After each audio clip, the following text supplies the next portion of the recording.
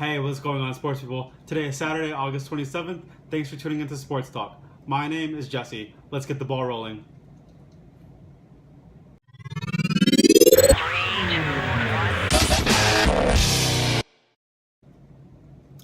Today, we're going to be talking about two quarterbacks in two completely different situations.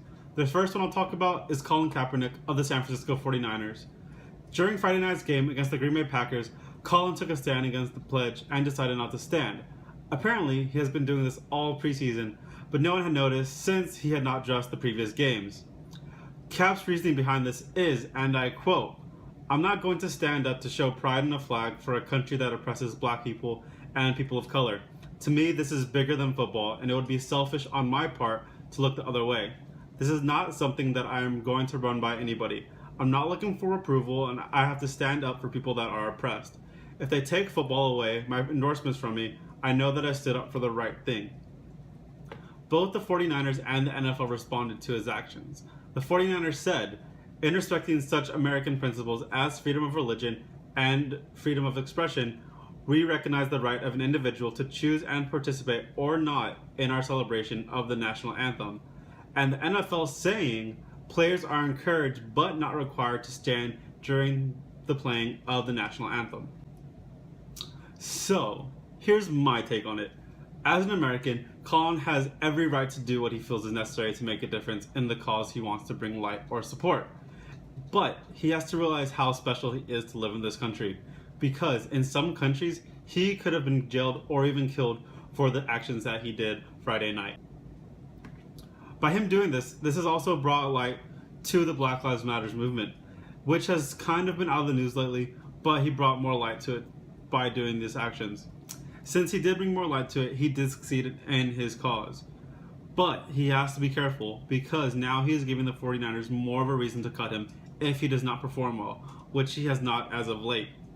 Obviously, this is something he is very passionate about, since he is putting his career and his endorsements on the line. Now that he has taken this stand, let's see what other actions are taken to keep this conversation going and see if this movement gets any more traction. Now, on to a somewhat lighter note, let's talk about Tony Romo, the QB that should play in bubble wrap. So, it has just been reported that Tony Romo has a compression fracture in his back that was suffered Thursday night against the Seattle Seahawks. He suffered this during a hit that Cliff Averill landed on him in the first quarter. It was believed that Tony was originally okay, but they just kept him out for precautionary reasons so he did not get injured further. But they also thought if this was a regular season game, he could have returned. But it seems that is not the case. Now, rookie quarterback Dak Prescott has to be the starting quarterback of America's team. So, where to even begin with this? Let's start with you, Jerry Jones. Why on earth do you even consider playing Tony Romo against the Seattle Seahawks?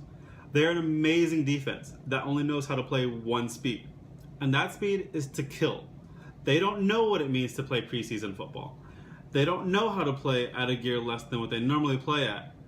You have a QB that has an extensive injury history that is almost too long to list, who is just coming off a season where he missed the majority of it due to an injury. You say he needs these games to get in sync with his receivers.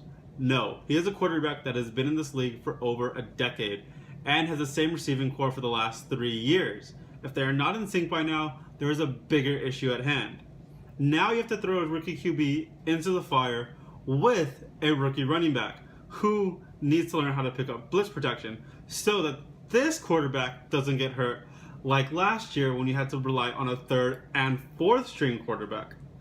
Hopefully, your stupidity of playing Tony Romo does not affect Dak Prescott's development, because he is developing really, really well, but he is playing against very, very basic defenses in preseason. Now he is going to be playing against much tougher and much more intellectually challenging defenses when the regular season starts. Hopefully he does not get too flustered and too down on himself where his development regresses.